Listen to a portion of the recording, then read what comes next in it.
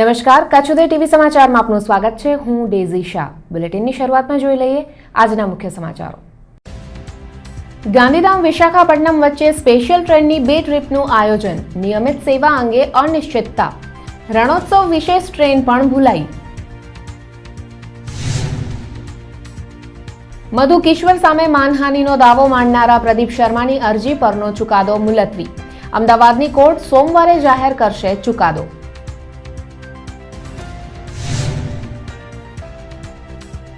ભુજના ઉખડમોરા ગામે શિકારીઓએ ખેડૂત પર ધારિયા વડે કર્યો ઘાતક હુમલો. ચિંકારાનો શિકાર કરવાની ના પાડતા કરાયો હુમલો. ગાંધીધામના સુંદરપુરીના રહીશો ગટર લાઇનના ખાડાથી પરેશાન. ગટરનું ગંદુ પાણી પેયજળ સાથે થાય છે મિક્સ. પાલિકાએ મોરચો કાઢવાની ચીમકી.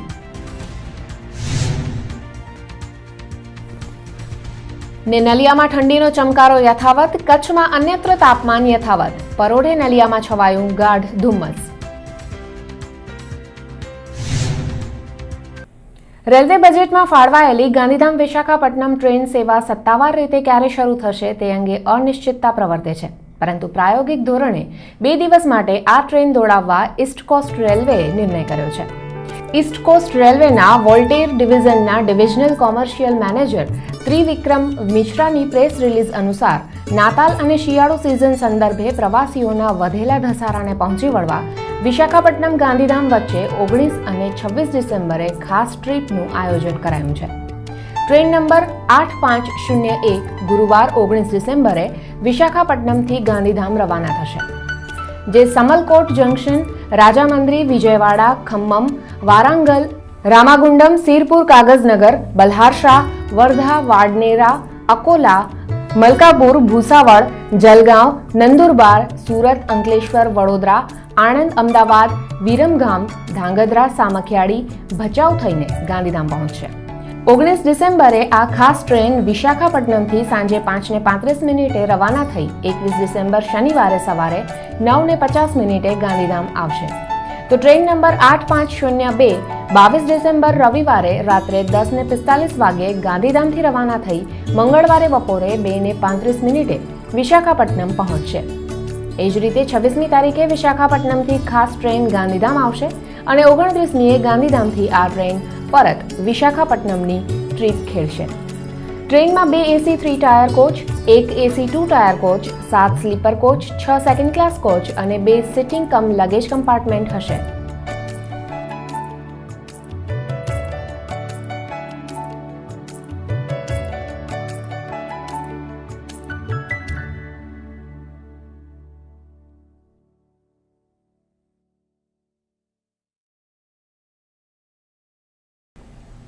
તો ગાંધીધામ વિશાખાપટ્ટનમ વચ્ચે ફક્ત 2 ટ્રીપ માટે દોડનારી વિશેષ ટ્રેનની જાહેરાતને ગાંધીધામના ડીઆરએમ મધુકર રોતે પણ સમર્થન આપ્યું હતું. જો આ ટ્રેનને સારો ટ્રાફિક મળશે તો બજેટમાં થયેલી જાહેરાત અનુસાર ગાંધીધામ વિશાખાપટ્ટનમ વચ્ચે નિયમિત ધોરણે ટ્રેન સેવા શરૂ કરવાના પ્રયાસોને વેગ મળશે તેવી મધુકર રોતે અપેક્ષા વ્યક્ત કરી હતી. ઉલ્લેખનીય છે કે રેલવે બજેટમાં જાહેર કરાયેલી આ ટ્રેન હજુ સુધી શરૂ થઈ શકી નથી. રેકના અભાવે ટ્રેન સેવા શરૂ થઈ શકી ન હોવાનું જણાવી ડીઆરએમ મધુકર રોતે જણાવ્યું હતું કે નિયમિત સેવા શરૂ થાય તે માટે તમામ સ્તરેથી અવિરત પ્રયાસો ચાલુ છે.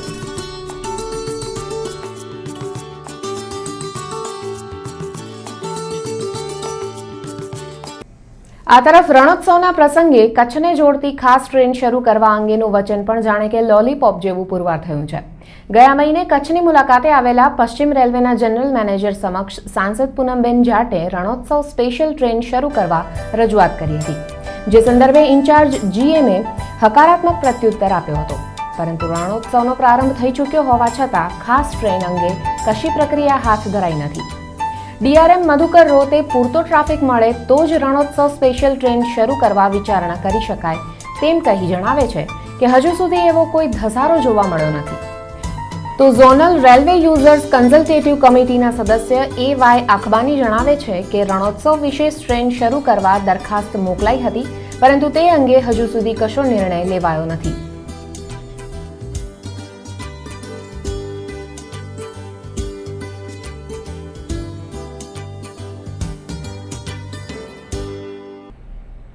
જાણીતા લેખિકા અને એક્ટિવિસ્ટ મધુ કિશ્વર સામે બદનક્ષીનો દાવો માંડનારા પ્રદીપ શર્માની અરજી પર અમદાવાદની કોર્ટ 16મી ડિસેમ્બરે તેનો ચુકાદો જાહેર કરશે.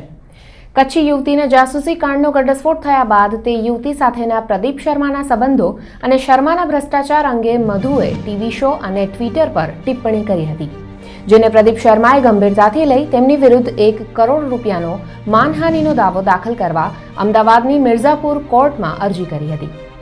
જો કે શર્માની અરજીને દાખલ કરતા પૂર્વે કોર્ટે જ્યુરિસ્ડિક્શન અંગે કેટલાક સવાલો ઉઠાવ્યા હતા.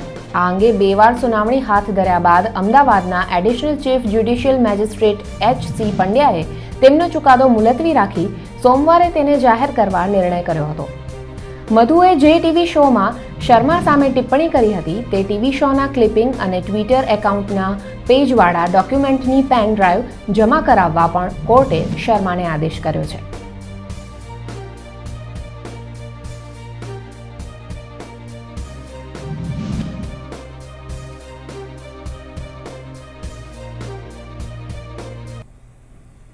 ભુજના ઉખડમોરા ગામે ચિંકારાનો શિકાર કરવા આવેલી 5 શિકારીઓની ટોળકીએ વાડી માલિક પર ધારિયાથી હુમલો કર્યો હોવાની એક ચોંકાવનારી ઘટના બહાર આવી છે.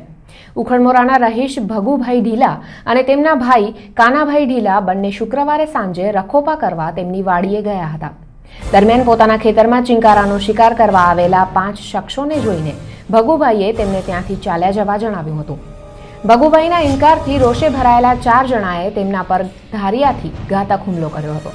હુમલામાં ભગુભાઈને માથા પર ગંભીર ઈજાઓ પહોંચતા તેમને ભુજની એક ખાનગી હોસ્પિટલમાં સારવાર માટે દાખલ કરાયા છે. હુમલા બાદ આરોપીઓ તેમના નંબર પ્લેટ વિનાના 2 બાઇક પર ફરાર થઈ ગયા હતા. ઘટનાના સાક્ષી એવા કાનાભાઈએ 4 હુમલાખોરો વિરુદ્ધ ફરિયાદ નોંધાવી છે. હુમલા બાદ GJ12 AR 9742 નંબરની એક સફેદ રંગની કાર આવી હતી. કાનાભાઈએ આ કારના નંબર પણ પોલીસને આપ્યા છે. તો હુમલાખોરોમાં એક શખ્સની અટક કોલી હોવાનું અને તેઓ પોતે કનૈયાવે ગામના રહીશો હોવાનું જણાવતા હતા. આ અંગે પદ્ધર પોલીસે તપાસ હાથ ધરી છે. તો આ ઘટના ભુજના ગ્રામીણ વિસ્તારોમાં બેફામ રીતે ચાલી રહેલી શિકાર પ્રવૃત્તિ તરફ પણ ઇશારો કરી રહી છે.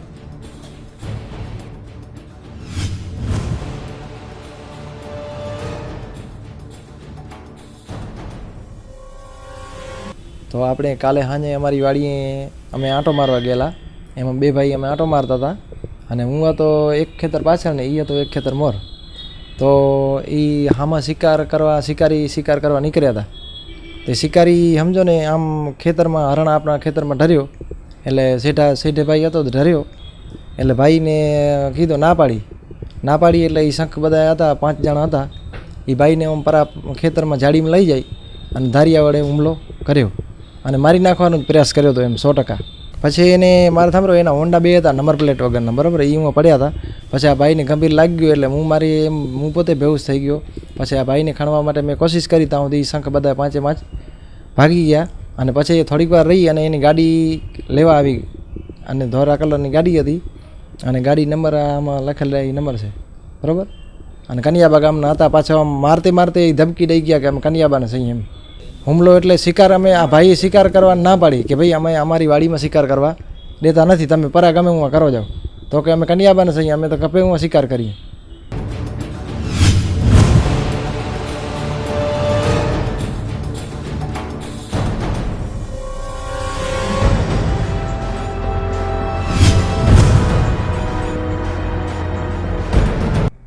અને સમાચાર બુલેટિનમાં નાના વિરામનો આપ જોતા રહો કચ્છ ઉદય ટીવી ન્યૂઝ.